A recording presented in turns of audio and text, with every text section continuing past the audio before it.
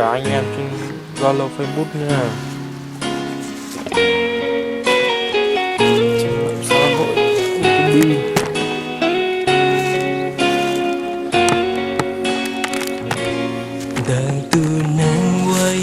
YouTube. Chào mọi người.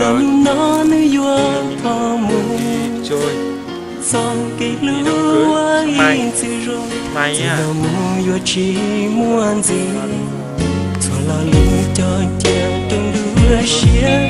có từng chia giữa đâu đun trăng dù vừa cha tia cho từng tia vì mình cho đâu rước lần Nhật Khương quê hương mình dù vừa cha cho tao có mù trôi luôn xuôi giang từ mùa từ giờ vì mùa có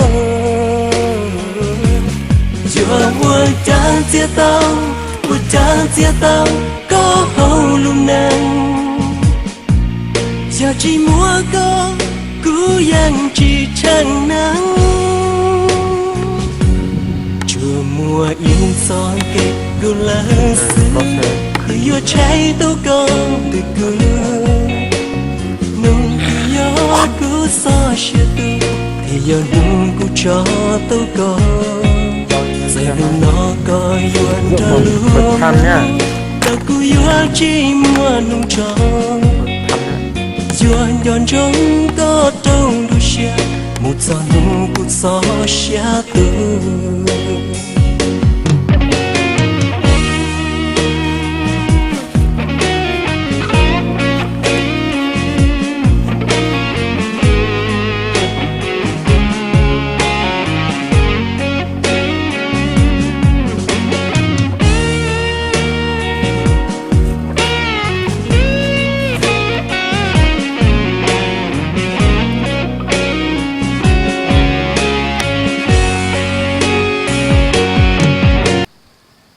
Đẹp chưa anh em ơi, quê hương Mường Khương đấy.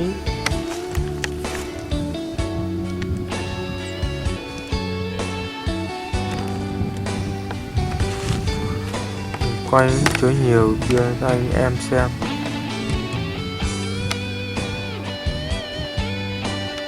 Chưa cho hơn vạn chứa nhiều quá.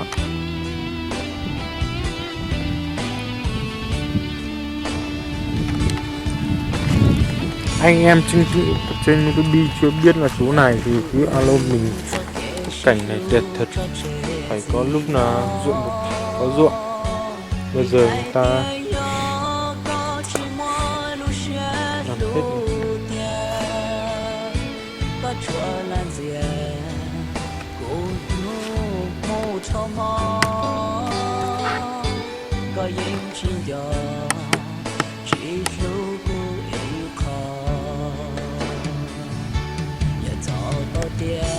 có gió chỉ lối gian nhà mù nhẹ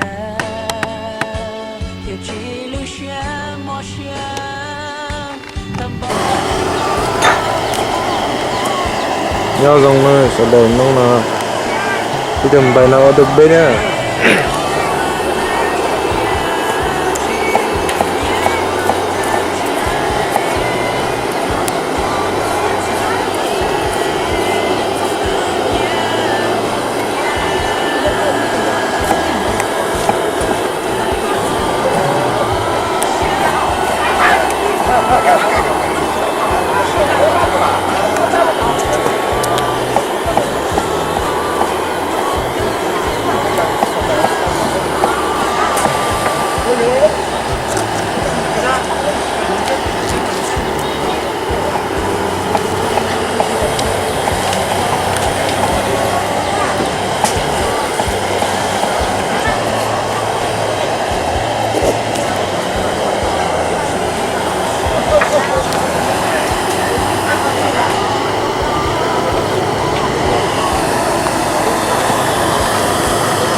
Anh nữ cho năm thề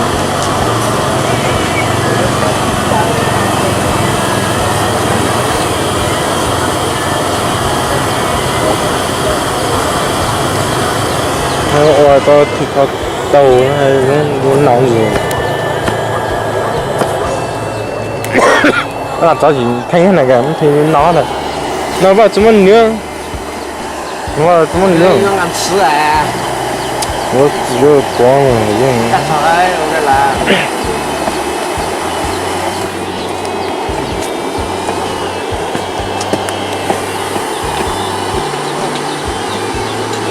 nó thời đại cái gì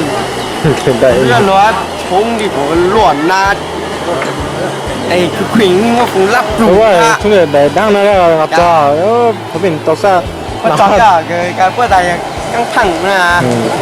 chúng để đang plong đi á chỉ một cái say ôi thôi đừng cho chúng say mà hỗ trợ về u về nằm đây cho đi hát à hỗ trợ đó muốn ăn吃chúng gặp trò lên đầu ấy mà ăn吃thì chứ muốn gặp trò đấy muốn tàu bạn mà让gặp trò nếu dâu想我弟呢，想吃，你说我找是女生脑， say rồi hả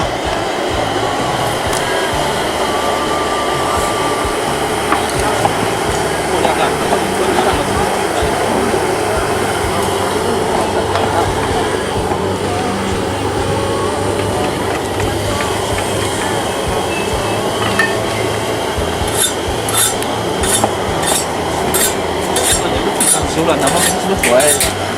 mau mà cho không nè cho nó mà hậu quả mình thấy, khó lắm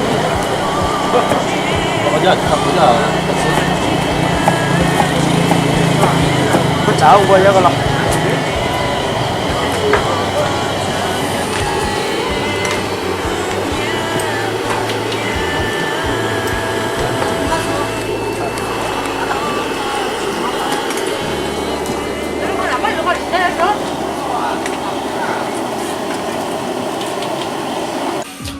do dòng cho cái tim mong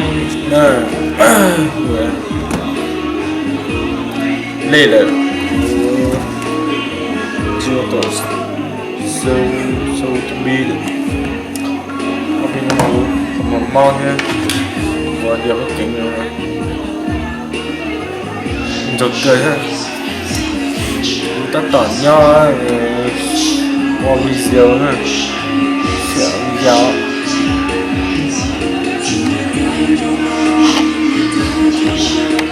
sử dụng video nó sâu hậu chế này ta tỏ thì sửa này sẽ được xoay tàu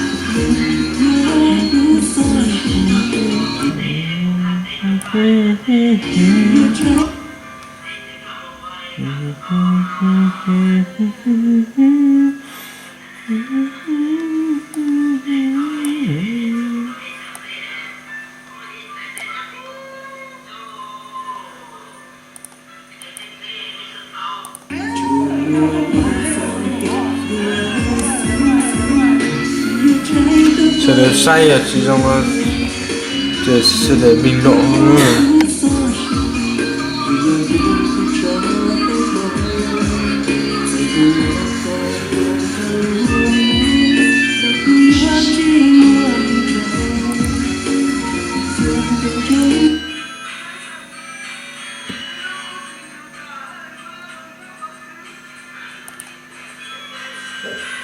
sửa mà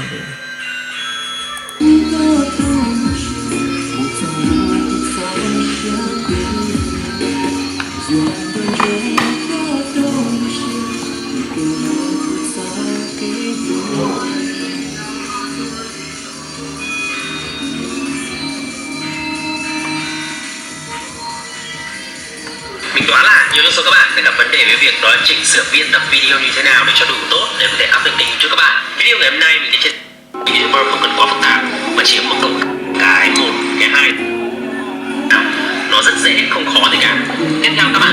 màn hình để các bạn review ở đây. Cái màn hình này để khi mà các bạn xem lại cái màn hình này được thì các bạn sẽ click vào chữ import. Ví dụ ở đây mình sẽ sử dụng app hai cái video này vào luôn. Các bạn thấy không? Rất đơn giản. Ở đây có một cái phần nhỏ nhỏ này, đó là cái phần các bạn có thể thu kéo cái timeline. Ví dụ nó ngắn và các bạn thu dài thì mình nghĩ là trong phần mềm nào nó sẽ thế thôi. Ví dụ các bạn thu dài nó ra chẳng hạn, nó thu ngắn thì các bạn thấy rằng là các bạn càng kéo dài ra thì nó sẽ càng dễ để nhìn những cái chi tiết của hai cái video như thế nào. Ở đây mình làm sao mình thu để các bạn nhìn rõ nhất nhé. Đây, mình nghĩ là video này nó sẽ hơi dài một chút đây các bạn. Sẽ kiên nhẫn với mình ở đây một chút. Thì ở đây các bạn có thể thấy rằng đây chính là hai cái video trên kênh timeline này rồi. Vậy thì mình add hai cái video này vào và mình bắt đầu mình edit thôi. Thì đầu tiên là cái công cụ đầu tiên mình nghĩ rằng ai sẽ dùng nó cắt thì các bạn nhìn thấy cái kéo trên đây này, nó sẽ có cái kéo để cắt thế này. Các bạn nguyên tắc của nó đó là chữ Ctrl B để các bạn cắt nhá. Tùy thôi, nếu mà các bạn dùng khoảng thời gian lâu rồi thì các bạn sẽ dùng phím cắt rồi nhanh. Cắt rồi nhanh. Còn nếu mà các bạn không dùng lâu thì các bạn hoàn toàn phải Sửa video trên YouTube nó tính ra thì tải lúc là chẳng có lúc nào kia sẽ được xoay lúc là cái kia giờ lên thì support tải ra thì tải lúc là do cốc nữa thì các bạn chỉ cần chọn là record edit thì nó sẽ tự kéo cái video đấy vào luôn và các bạn cần thiết là các bạn phải mặt sẽ được xoay kéo video vào ấy, các bạn thử quen ở đây cái chức năng đầu tiên dễ nhất đó là cắt mình tải nó luôn mình tải tàu dùng ha đúng rồi tôi tải nó sửa video nó phim lúc ra một ra nên là tải tàu rồi như cháo nó rồi như cắt mới ra ok cắt lên như tải lo nó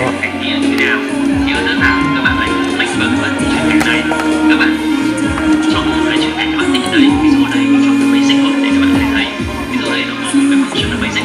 thì các bạn chỉ cần chọn một cái đây một chữ bên mình kéo giữa hai video là xong. Đó, mình kéo vào giữa thì các bạn sẽ thử cho nó là thế nào đấy. Thì nó sẽ để là mình biết mà. Thì các bạn chú ý rằng là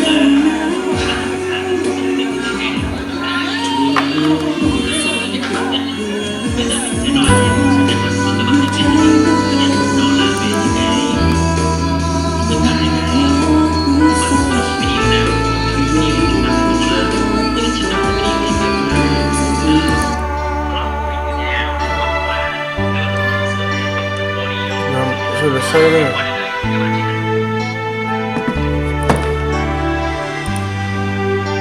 mình đã luôn nó 我一什么都能够讲，谁要做梦你哪里有？古铁到找个木找路。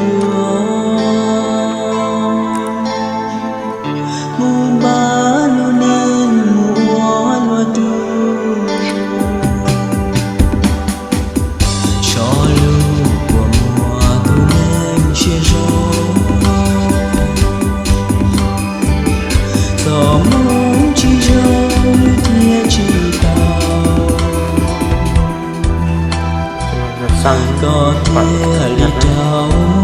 mua lúa chế có úa trên đây lúa thiên lúa cao xa tiếng nó yong bao số trong đi thì chúa cho ý lúa đùa cho cô sao cô chỉ cho hai ta trời gió đại ta danh chinh ca chúa gì nó kết tung cho我是曾有了么多谁要路途不是包天 chỉ tao thì sao đi nó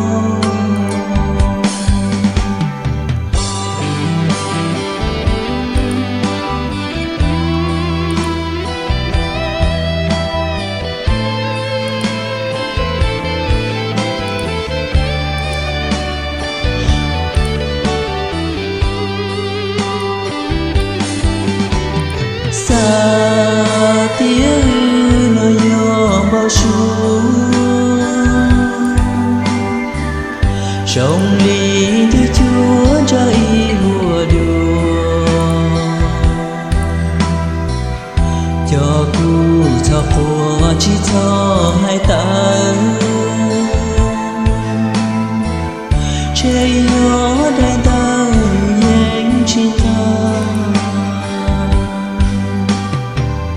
chúa gì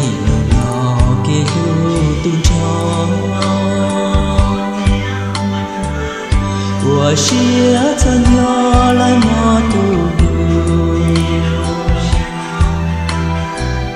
只有路途不是包天知道的扫里诺